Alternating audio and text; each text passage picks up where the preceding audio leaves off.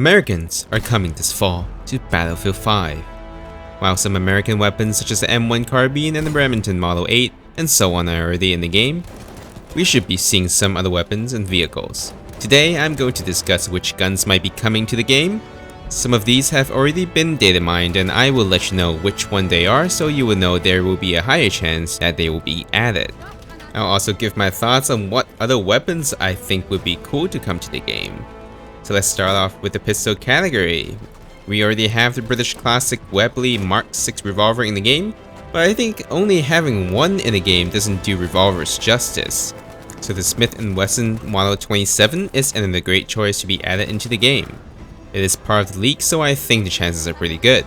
The Model 27 is the original .357 Magnum revolver, and at the time it was first made in 1935, it was known as a registered Magnum. It shoots a .357 Magnum, which was a hell of a round. It was mostly used locally in the United States for the police departments. And a bit of interesting piece of history is that General George Patton of the United States 3rd and 7th Army also ordered one of these. And in order to inspire his troops, he carried this flashy ivory white handled Model 27 and has called it his killing gun. Wouldn't it be cool if DICE decides to make an ivory white skin just for this? And when we talk about pistols in World War II, we can't leave out the Colt company, can we? But the iconic Colt M1911 is already in the game, so how about the Colt Model 1903 pocket hammerless? Over 500,000 of these were made up to 1945, and most of these were issued to the US Army and Air Force general officers.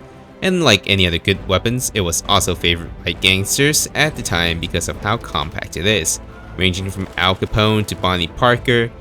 The original model shoots 32 ACP round, and then later 1908 model shoots the 380 ACP. Alright, now let's move on to what the assault class might get. Yes, you guessed right, it is the M1 Garand. It has been found in the files and will most certainly be a part of the life of an assault player. It is a 30-06 semi-automatic rifle. It was the first standard issue semi-automatic rifle that replaced the Springfield M1903 bolt-action rifle. It uses an 8-round M-block clip that makes the famous sound. One issue with the M-block clip is that when the soldiers wanted to launch grenades from their rifle, they often have to remove the partially loaded clip and replace the entire clip with blanks. Another potential problem was the actual ping sound it makes.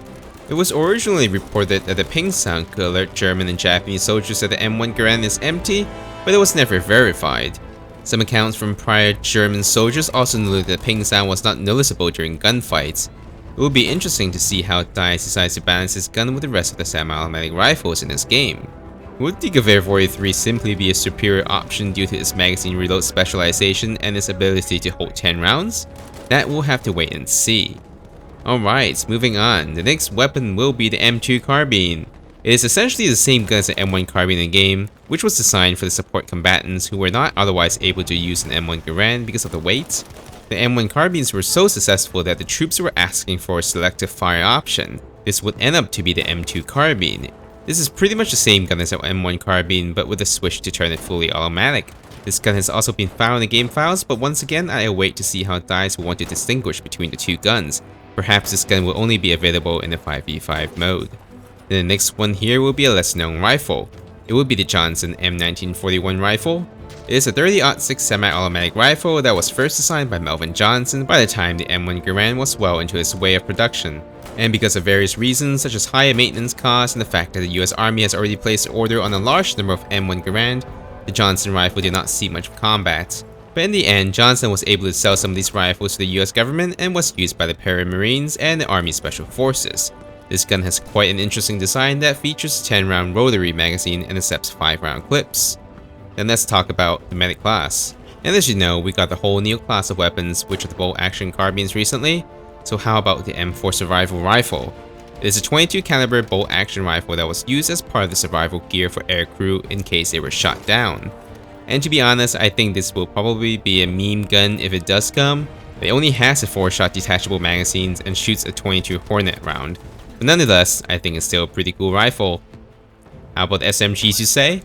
Of course, we'll have to get the M1A1 Thompson. Some minor details have already been found for this gun in the files. It is slightly different from the M1920A1 Thompson we have in the game. Some of the major differences would be the fact that it uses a 20 to 30 round mag instead of the 50 round drum. Also, its bolt and injection ports are moved to the right, making using iron sights a lot better. You probably noticed the M1920A1's bolt bounces back and forth when you fire, so I can only imagine how much better the irons will be for the M1A1 variant.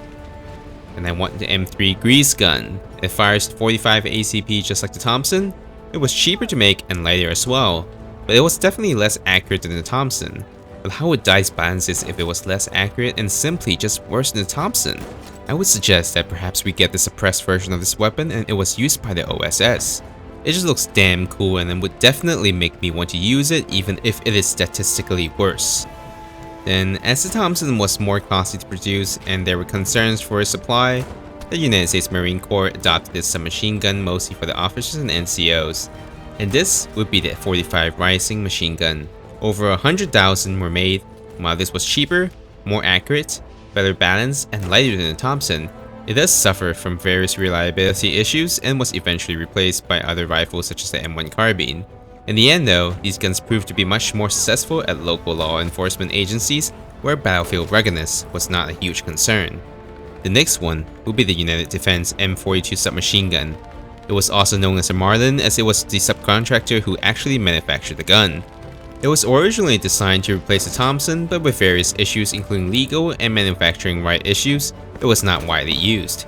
Two prototypes were made, which were the 9mm and the 45 ACP versions, but eventually only the 9mm version was mass produced. As you may have noticed, the magazine here are two 25-round box magazines stuck together, and that's how it was originally made.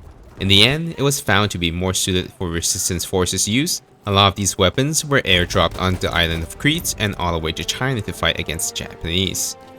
Then how about light machine guns? Oh, I can only imagine the backlash if this gun is left out. How about the M1918 Browning automatic rifle, or the BAR for short?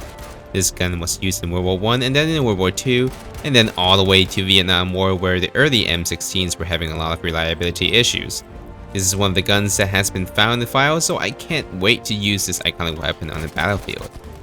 And judging from Battlefield's history of adopting prototype weapons, how about I suggest a gun that fits right into the theme? How about a gun called WAR, or War, or Winchester Automatic Rifle? I can't think of a gun with a name more fitting, can you? This gun never left the prototype stage and it was based on the Winchester Model 30, which was also an experimental self-loading rifle as a competing option to the M1 Garand. It was designed to hold 20 rounds firing the 30-06. During initial testing phase it had very impressive scores, but it was the right equipment for the wrong time, as the later test did not occur until well into 1945. The war ended, and so did the interests of the war. Either way, I still think it is a cool weapon, and a great weapon of its time. Next up, this weapon resembles the FG-42 in many ways, and it is Johnson M1941 light machine gun. Just like the other LMGs, it also fires a 30-06 round. It had an adjustable rate of fire. It was lighter than the BAR and was utilized by commandos like the Devil's Brigade or the 1st Special Service Force. And for medium machine guns, there is one weapon that is must, and that would be the M1919 Browning machine gun. This weapon has also been leaked, so the chances are definitely high. In fact, I think a lot of people would rage if this is not included. I'm particularly interested in the A6 variant. It first saw combat in late 1943. It was lighter than the previous variants and was able to switch barrels relatively quickly. This is definitely not as efficient as the MG42, but still an improvement. It has a roughly 400 to 600 rounds per minute rate of fire, so it's definitely going to be one of the slower firing MMGs in the game. Moving on to the recon kit. The M1917 Enfield has been found in the files for a long time now, so I can expect that to be coming at some point of time. It has the nickname American Enfield, which was a modified version of the P14 Enfield rifle. In World War II, it was given to mortarmen and artillerymen, as there was a shortage of the M1 Garand.